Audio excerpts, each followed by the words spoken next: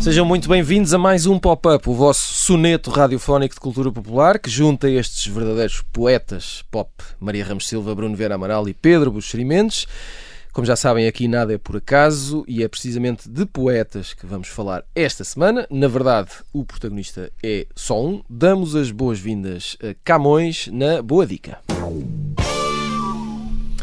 Para quem não tenha reparado, estamos próximos de mais um 10 de junho, que é dia de várias coisas e que também é feriado, mas que, sobretudo neste caso e para muitas outras pessoas, é dia de Camões.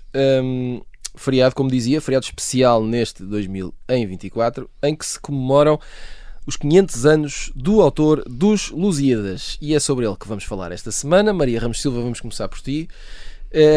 Não porque sejas especialmente camoniana, não é essa a questão.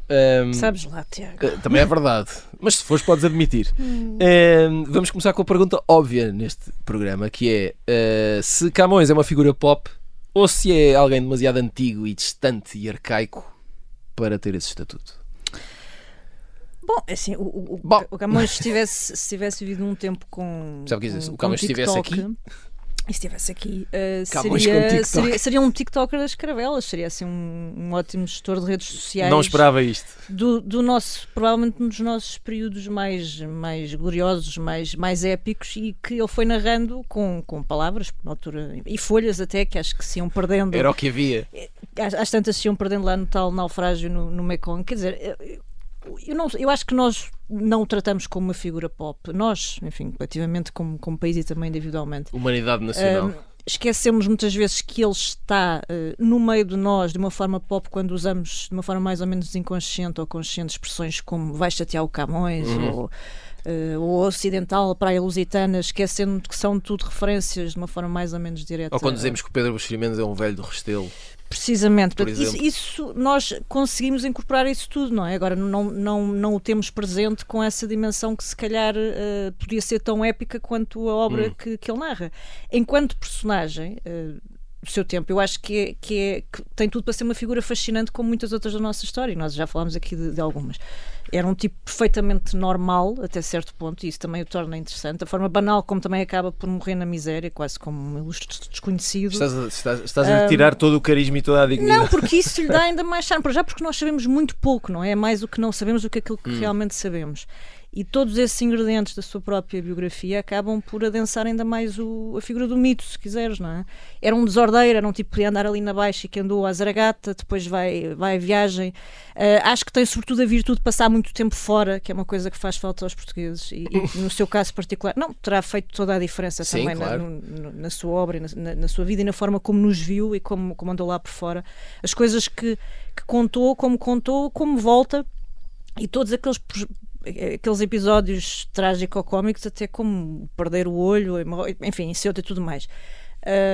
Portanto, se me perguntares, eu acho que não nos faltam, apesar da distância, bons ingredientes para ser trabalhado como uma excelente personagem pop, não é? Os ingleses fazem isso muito bem com o Shakespeare, não precisam esperar pelos 500 anos da morte. Todos os anos, penso eu, em Stratford-upon-Avon se celebra de uma forma meio picaresca, mas celebra-se com recriações históricas. Sim. E, portanto, aquilo também é uma fonte de turismo, obviamente. Portanto, não é só... É uma mercadoria. É uma mercadoria bem trabalhada e, portanto, é uma exportação interessante. E, se calhar, Camões, assim, em teoria, não tem grande interesse, mas se calhar até podia ter, não é? Pedro Buxeri Mendes, concordas com esta visão da Maria Ramos Silva? Nós é que andamos aqui a trabalhar mal esta figura, como outras, aliás, da nossa história. Já aqui falámos disto de vez em quando. Ou parece que é demasiado desinteressante?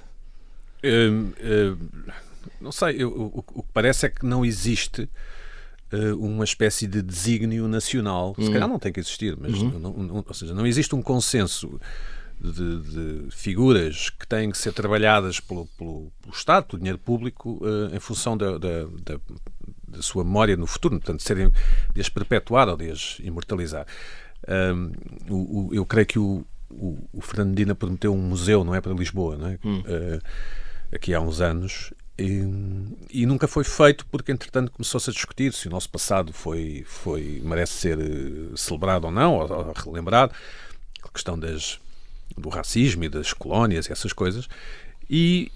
Mas a verdade é que, por exemplo, e eu digo isto muitas vezes, os espanhóis tiveram animações nos anos 80. Lembro-me de uma chamada Rui o Pequeno Cid, que se atinham à sua história, ao seu património, e houve também vários desenhos animados do Dom Quixote, várias versões, não é? Tornou-se até numa figura para crianças.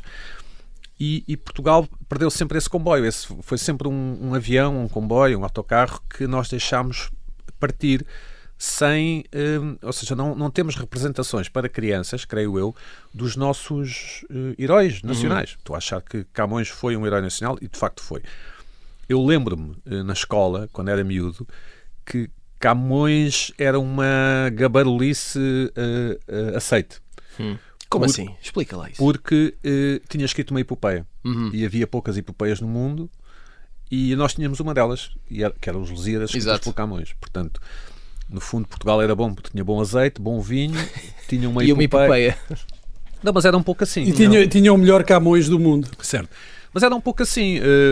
Nós não tínhamos grandes motivos de orgulho pátrio, não é? Os portugueses tinham má autoestima, deixa-me usar esta palavra. E esta coisa do Camões ter escrito uma epopeia e depois veio a nado, não é?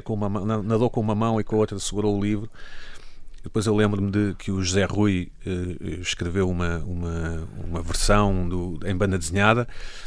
Mas a verdade é que nunca tivemos desenhos animados, nunca tivemos séries, ainda hoje não temos, não é? Não é uma figura que nós vejamos muitas vezes na nossa dramaturgia, por exemplo. Não, quer dizer, não quero estar a ser injusto, mas não me parece que haja assim grandes peças de teatro enfim, que tenham ido à cena sobre Camões ou com Camões e isso faz a coisa ir-se diluindo, não é? Eu acho que o nome Camões neste momento é conhecido pelas crianças em idade escolar, porque é um autor que é dado em português, não é? Creio eu, ainda é dado.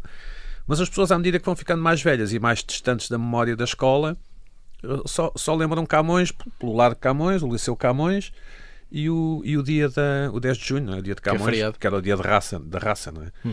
Mas o dia de Portugal é mais o dia de Portugal do que o dia de Portugal, de Camões, das comunidades, não é? Exato.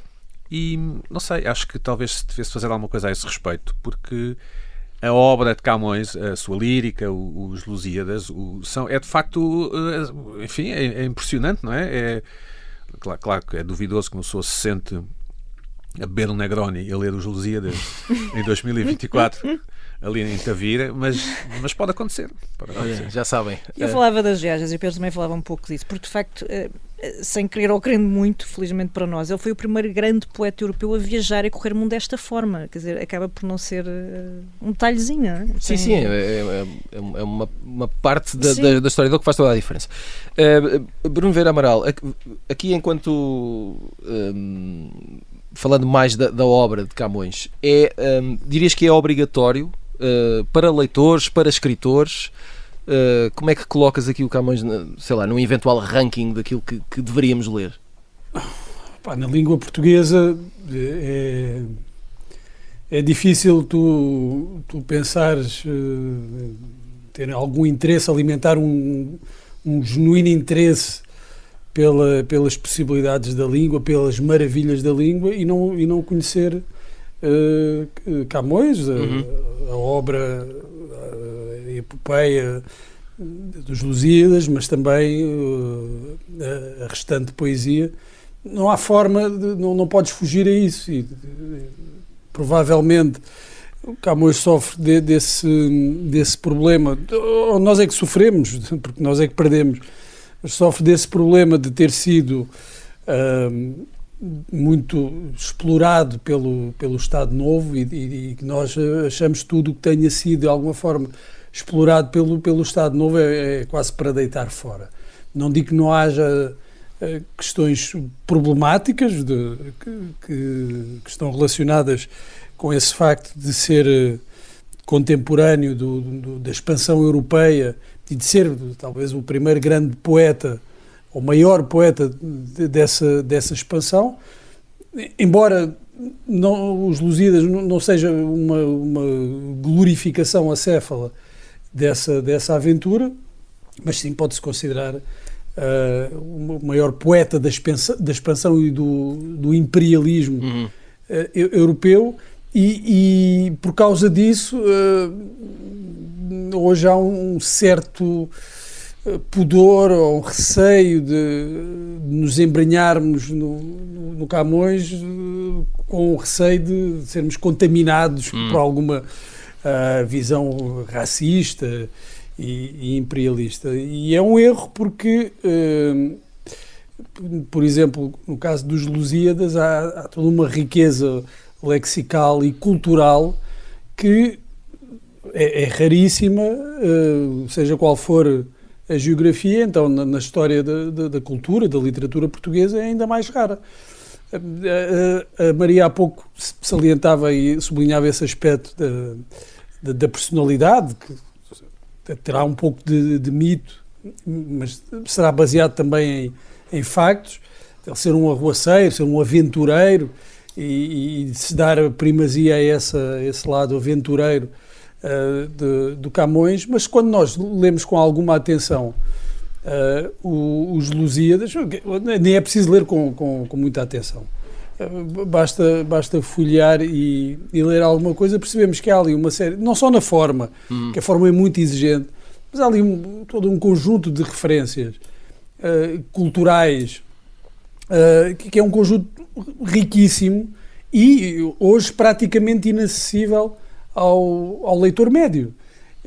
Daí que, se fosse obrigatório esse contacto e esse conhecimento, provavelmente teríamos um curso de cultura ocidental, de cultura, de história da literatura ocidental, de história da literatura e da cultura ocidental, só partindo das referências que se encontram no livro. Por esses motivos, assim, eu acho que enquanto leitores temos muito a ganhar em ler com atenção, amorosamente e atenciosamente a poesia toda do Camões, os Lusíadas em particular, e para os escritores, claro, aprendes muito sobre as possibilidades da língua, e é sempre isso que podes ir buscar. Imaginem, aprende-se tanto que o Bruno desistiu e provavelmente foi ler o Camões. Maria Ramos Silva, só para terminar aqui este primeiro bloco, como dizem os profissionais, esta semana houve uma apresentação oficial sobre as comemorações dos 500 anos de Camões. São comemorações que são um bocadinho embrulhadas em alguma complicação. Afinal, haverá 2 anos de comemorações, porque neste primeiro pouco vai acontecer e não há orçamento. Houve críticas, já há vários meses que tem havido críticas em relação a tudo isto. Eu parece-me que há aqui 2 aspectos nesta situação. Primeiro, somos capazes do melhor e do pior a organizar coisas. E vamos festejar mais tarde, não é? Sim, a maior parte... 2015 será um ano forte. Pronto, somos capazes do melhor e do pior a organizar coisas, não é? Como já se viu.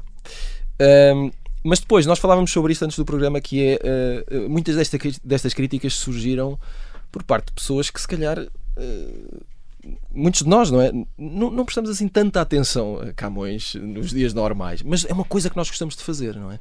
Criticar, e que também é uma coisa muito portuguesa. O que tem muita graça, estando nós a falar de Camões, não é? Sim, nós temos sempre um problema crónico de falta de comparência, não é? Isso.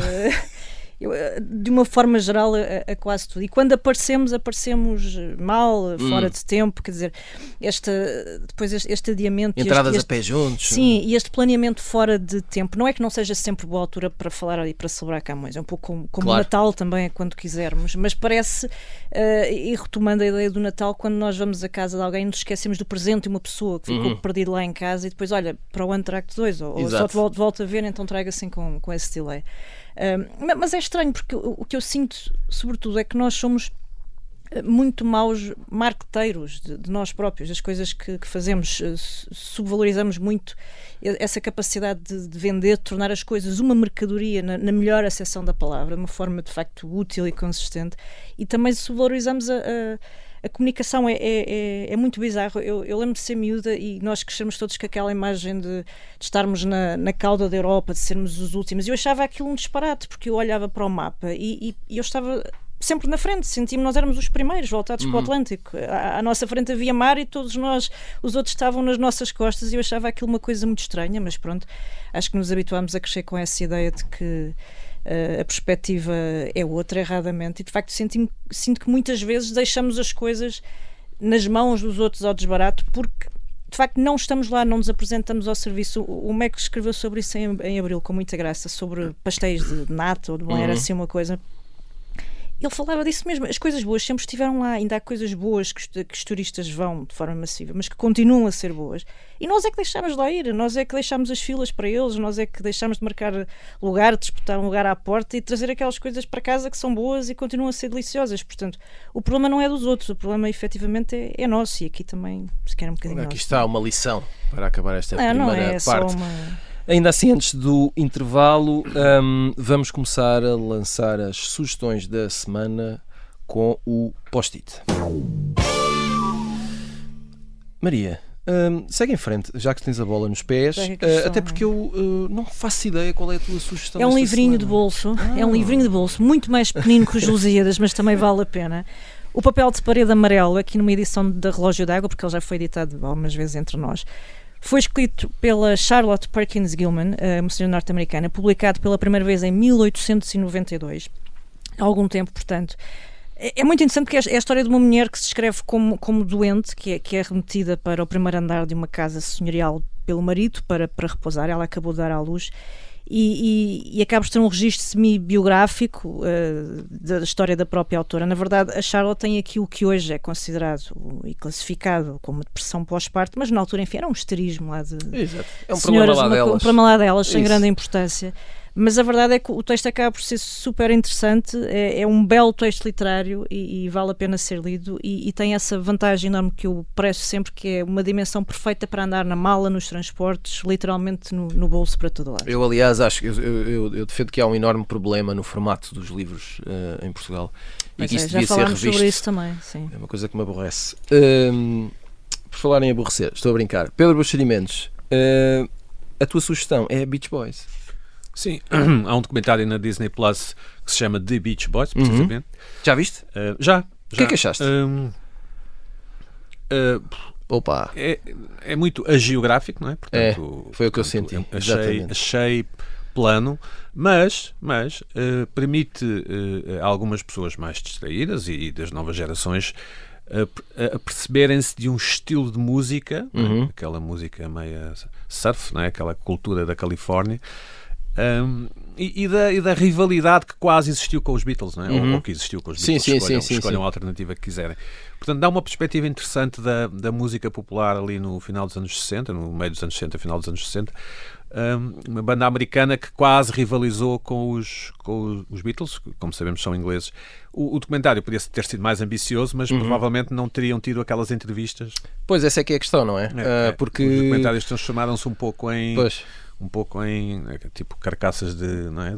Acho que falta muita coisa sobre os irmãos Dennis e Carl, e nem ficamos a perceber muito bem como é que eles morrem, o que é que acontece. Isso. Não ficamos a saber muito do que se passa, do que aconteceu com o Brian Wilson durante imensos anos, e de todos os problemas e loucuras. E o documentário também não consegue, apesar de eu estar aqui a aconselhá-lo, eu já ouvi, atenção. Sim, também não consegue completamente transmitir-nos porque é que os Beach Boys foram tão bons musicalmente. Isso, parece que são só uns miúdos com umas camisas por acaso iguais. Fizeram umas canções Exato. porreiras, não é? Mas são muito mais do que isso. Portanto, se calhar o ponto de partida pode ser o documentário, e depois as pessoas podem tentar investigar noutras fontes. Exato. Mas é uma boa pincelada daquele tempo e daquele tipo de música, e podemos ver as pessoas a fazer surf nos anos 50 e 60. Pronto. E só por isso já vale a pena.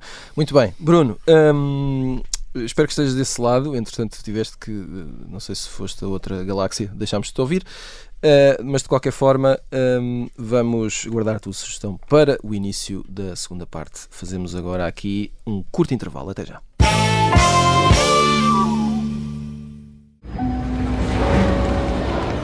Em 1980, um avião da TAP com 83 passageiros a bordo é desviado para Madrid. Entrou por ali dentro e apontou-nos a arma. Mas o sequestrador, que tem uma arma carregada apontada aos pilotos, não é um pirata do ar comum. Chama-se Rui, vive no Feijó e só tem 16 anos. Leva uma pistola, que o meu pai tem, então mas está a pistola. Ele, de facto, mostrou-nos a pistola.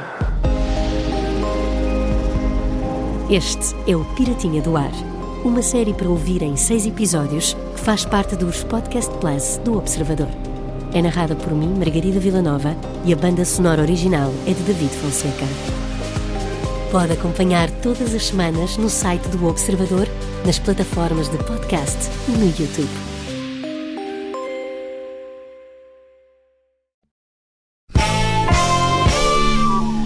Estamos de regresso ao Pop-Up com Maria Ramos Silva, Bruno Vera Amaral e Pedro Buxeri Mendes. Esta semana estamos aqui a falar sobre Camões e sobre esse valente aniversário redondo de 500 anos, sim senhor.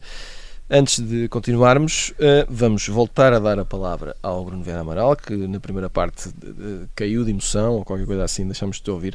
Cortaram-me abruptamente a palavra. Miserável. Quando se fala de Camões... Não, e curiosamente, já que estamos a falar de Camões, decidiste que era a melhor altura para sugerir um livro sobre Camões. Uma absoluta coincidência. Exato. Não foi nada de propósito. Eu escolhi aqui uma antologia, claro que vai haver outras edições, estão preparadas biografias, já estão lançadas, pelo menos duas, um ensaio biográfico do Carlos Maria Bobone sobre o Camões e também uma biografia escrita pela Isabel Rio Novo, biografia do Camões, mas há outras edições e eu escolhi aqui uma que é Camões, uma antologia, publicada pela Quetzal, com textos escolhidos e anotados pelo professor Frederico Lourenço. Isto tem um ar super profissional e sério, todas essas palavras juntas. É super profissional, é uma coisa junta. O Frederico Lourenço, nos últimos anos, conquistou aquela aura de seriedade e rigor, justos, diga-se de passagem, com este alcance de conseguir chegar ao grande público. E isto é uma boa notícia para quem queria ler Camões e provavelmente tinha medo de se lançar sozinho. Tem aqui uma espécie de braçadeira ou de para não ir ao fundo, não é?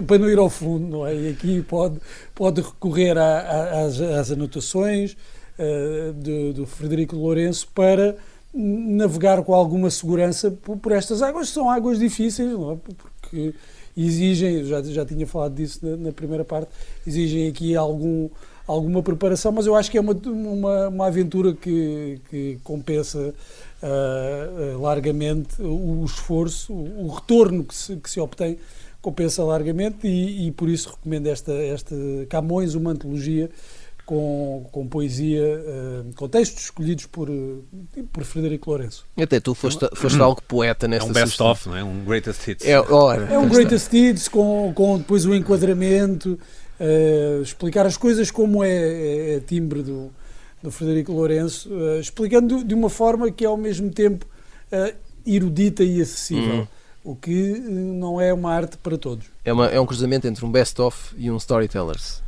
Pedro, esta é a minha teoria. Pedro Buxeri Mendes, vamos continuar com Camões e vamos começar por ti e vamos voltar aos tempos da escola. Há bocadinho falavas da escola. Eu acho que costuma acontecer com quase toda a gente, que é na escola é onde nós pela primeira vez conhecemos o Camões e lemos qualquer coisa de Camões. Não sei se foi assim contigo, digo eu que terá sido. Foi, claro. Lembras-te dessas aulas? Quer dizer, não foi antes, vagamente. Não foi antes, de certeza, não, podia ter sido antes.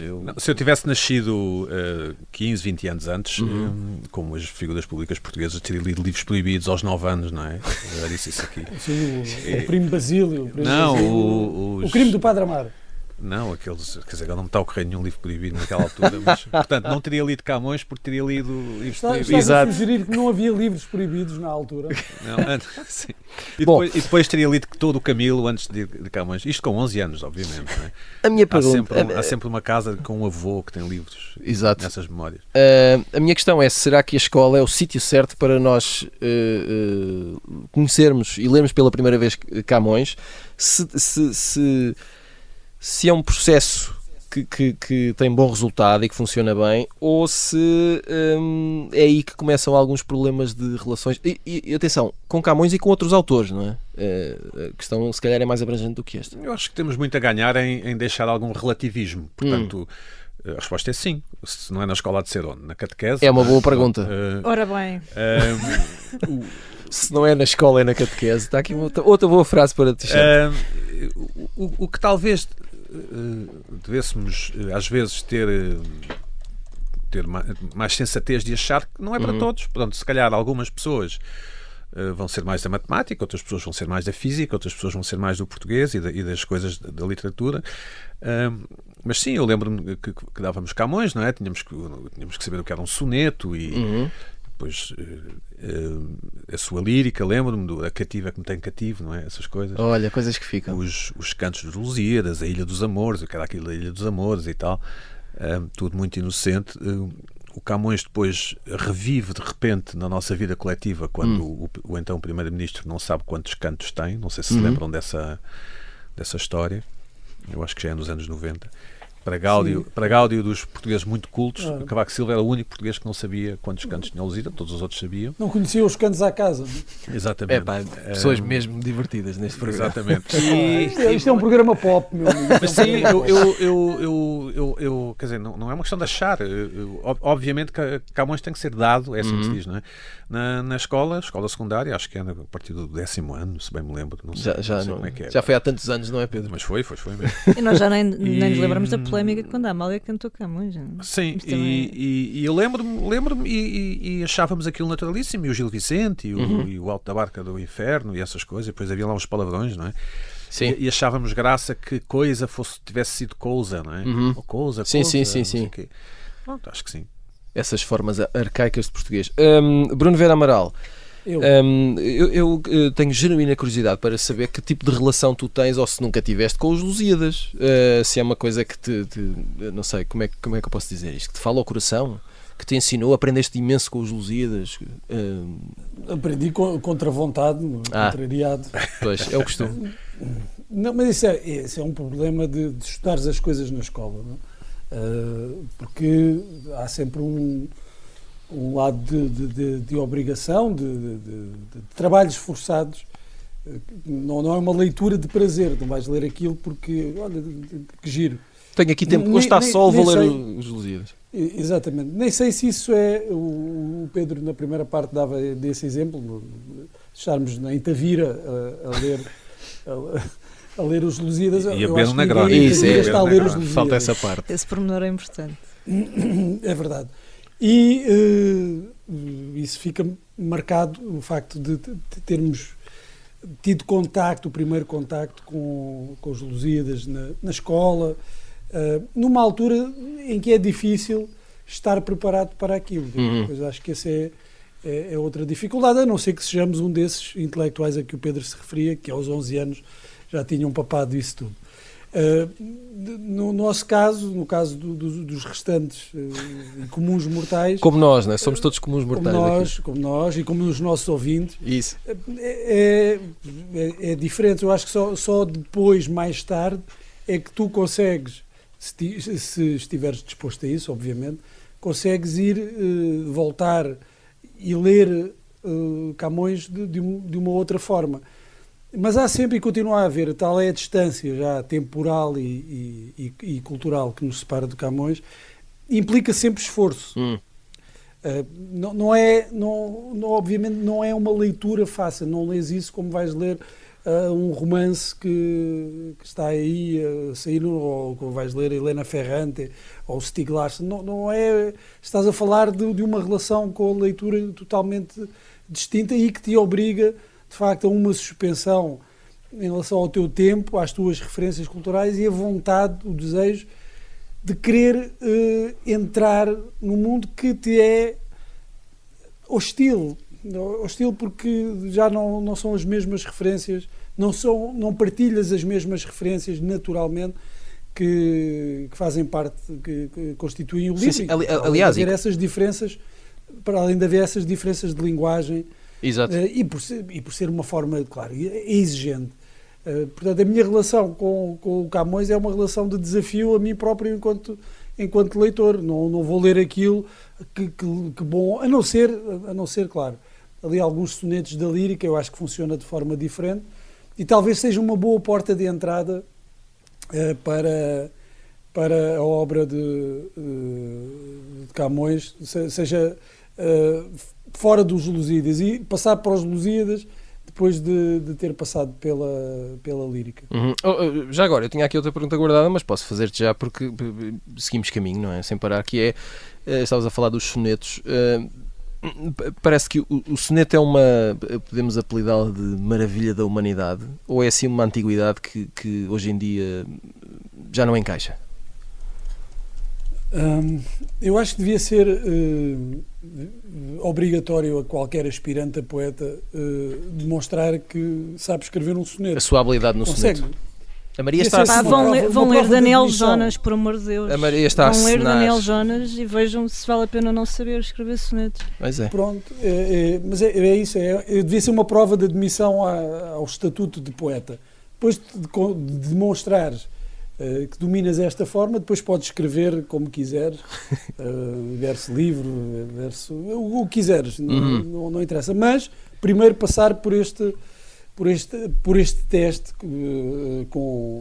de preferência com excelência, com qualidade, porque sim, é uma relíquia, vem de outros tempos. Quando o Camões escreveu, ainda não estava assim tão longe no tempo da criação do soneto enquanto forma, que tinha sido para aí um século e tal antes, em Itália.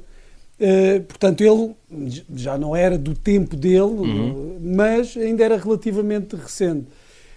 No entanto, eu acho que é uma forma tão importante e tão permanente na poesia, mesmo, por exemplo, na nossa poesia do século XIX e alguma ainda do século XX, que continua a ser válido. E se tu perceberes a maravilha, como é que aquilo funciona, também é uma grande descoberta para ti enquanto leitor, não só enquanto aspirante a poeta, poderia ser ótimo para te disciplinares, mas também enquanto leitor. É uma questão da forma, não quer dizer que seja a única ou tenhas de fazer claro. Só aquilo. Claro, as coisas mudam-se, os tempos mudam-se as vontades, as coisas mudaram. E o soneto, claro, tem hoje quem o faz, quem o pratica. A Maria estava a dar o exemplo do Daniel Jonas. Quem o pratica também sabe que tem uma carga de erudição, quase de sancionar, de dar um carimbo de erudição e de qualidade a quem o faz. Mas eu acho que continua a ser, não é uma forma obsoleta, continua a ser válida. E há muitas possibilidades no mundo de hoje de explorar essa forma, depois com todo um vento de modernidade dentro da substância do poema. Maria Ramos Silva, passámos aqui há pouco por este tema, mas muito ao de leve. Camões será demasiado nacionalista e mulherengo e etc. para 2024? Se 2024 acha isso, o problema está em 2024, não está no Camões, julgo eu.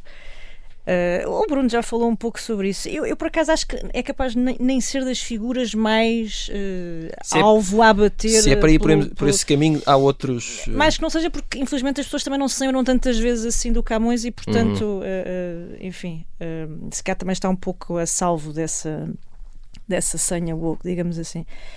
Não sei, olha, eu, por todas aquelas características que elenquei no início sobre o Camões, eu acho que devia ser uma personagem fascinante. É engraçado porque eu penso que a Maria João Lobo de Carvalho tem um livro sobre as mulheres do Camões, que lançou aqui há uns anos, e que dizia que era perfeitamente entendível que uma mulher se apaixonasse pelo Camões, ela própria se apaixonaria, porque de facto há ali uma série de condimentos que são extraordinários. Ele parece-me, enfim, do que nós imaginamos, uma figura sanguínea, uma figura irreverente, o tal aventureiro de que o Bruno falava. Era uma estrela rock and roll. À sua maneira, obviamente, e tinha sobretudo essa inquietação e esse sobressalto que eu acho que nos faz falta, não é? Nós, quando olhamos para trás e revemos essas figuras que nós hoje quase temos dificuldade em atravessar o rio, e estes tipos enfiaram-se assim nos barcos e foram à descoberta completamente ao Deus dará, não é? Com condições que nem conseguimos imaginar, e eu acho que é de facto extraordinário, e ainda acho mais extraordinário que tenha havido alguém, neste caso o Camões, que conseguiu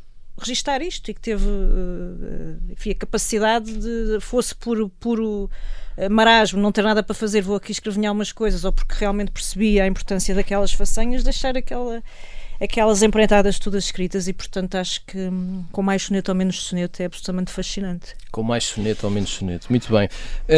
Estamos a ficar sem tempo e portanto ainda temos que fazer aqui uma rápida viagem ao passado no Isso é que era bom.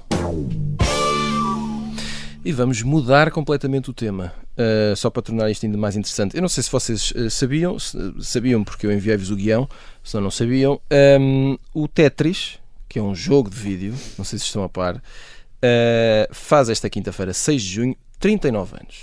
E a propósito, que é uma coisa que nós raramente falamos aqui, ou se calhar nunca falamos, que são videojogos e que é uma componente bastante importante da cultura pop, caso não saibam. Eu queria saber se vocês alguma vez tiveram, qual o vosso jogo de vídeo favorito, ou jogos, ou se alguma vez tiveram uma relação especial com algum jogo. Contem-me tudo. Maria Ramos Silva, eu sei que tu tens aí há um título que tu precisas falar. Há um título que eu preciso falar? Não? Jogos de vídeo. Não sei, eu escolhi dois. Eu gostava muito, passei muitas horas em casa a jogar o Shinobi, não é? Já não sei qual deles, porque aquilo depois tinha um Revenge e tinha não sei o que mais para a Mega Drive. Se bem, nem sei o que é isso. Não sabes o que é a Mega Drive, Pedro? Não, isso é Sega qualquer coisa. É Sega qualquer coisa. É uma consola? É uma consola. É Sega. Mas por tudo estes jogos tipo Street Fighter e não sei o que, gostava de jogar na rua naquelas. Tu eras uma rapariga dos salões de jogos. Sim, que é uma coisa da qual nós tive a sorte de apanhar essa chegámos à conclusão que temos saudades dos salões de jogos. É verdade, sim. Algumas. O Pedro nem por isso. Sim, eu jogava bastante Space Invaders. Cá está. E Pac-Man também. Mas nunca foi uma coisa que eu gostasse muito. Como sabes, eu sou um intelectual, não é? Não, sim, certo. Mas estavas a ler Camilo. Mas era uma questão geracional? Era uma questão de... Não, eu apanho em cheio o boom dos jogos vídeo através do Spectrum, ali em 82, Exato. 83, 84. Portanto, eu apanho isso em cheio. Eu nunca tive um Spectrum, tinha outro computador, pronto, e... Muito mais avançado. Sim, mas também tive Betamax, portanto, só para tu veres como foi a minha vida. Mas jogava Space Invaders, sim. Não, mas a minha questão era se, por exemplo, se tinhas amigos que de facto jogavam muito e tu é que eras um tipo que não davas assim tanto... Eu não tinha amigos, não é? Ok, certo. Não, É uma pena para me estar a acabar. Não? Calma, talvez não acabe já. Não, claro que sim, havia uns que jogavam o Donkey Kong, talvez sim. Sim, aqueles jogos de patamares do Spectrum, tinhas que saltar para uma coisinha. Bomberjack. Não sei os nomes, mas nunca liguei muito. Bomberjack, isso. Sim. Pronto. Mas joguei Space Invaders, para responder à tua... Muito bem, mas fica-te bem Space Invaders porque é um clássico. Pronto, então, mas eu sou um clássico. Exatamente, era aí que eu queria chegar. Bruno Vieira Amaral, tu e os jogos de vídeo, ou quando eras garoto já só lias e não querias saber de mais nada? Já só lia. Não, é uma relação pouco significativa, porque isto está relacionada com os cafés ou com os salões de jogos. O Pac-Man, aquele do pinball. Sim. Flippers, não é? Flippers, não é? Havia um que era o Kung Fu, não sei o quê, já não lembro. E depois havia o Street Fighter. Street Fighter eu joguei muito quando andava ali no 6º ano, num café, acho que era o café do francês, a caminho da escola. Um abraço para o francês. Um grande abraço. E depois houve ali uma fase, em meados dos anos 90, em que os meus amigos tinham Sega, devia ser Sega, não sei. Ou Nintendo, já não sei qual é que era, e jogámos muito. Qual é que é do Super Mario? É Nintendo. Pronto, então ia lá à casa deles e jogava muito, e depois só voltei a ter uma relação com jogos quando o meu filho mais velho começou a jogar esses jogos. Começou a azucrinar-te a cabeça a dizer que queria jogos. E que queria uma PlayStation, e ainda joguei alguns jogos de carros, tipo Burnout, Takedown e essas coisas, muito divertido. Houve uma altura em que eu jogava sozinho, nem jogava com ele. E que já não o deixava jogar. Não, eu estava mais viciado do que ele nesses jogos de andar a chocar com os carros, essas coisas. Mas não é uma relação, ao contrário do que agora possa parecer, possa dar a impressão, esta última declaração, não é uma relação muito, muito intensa.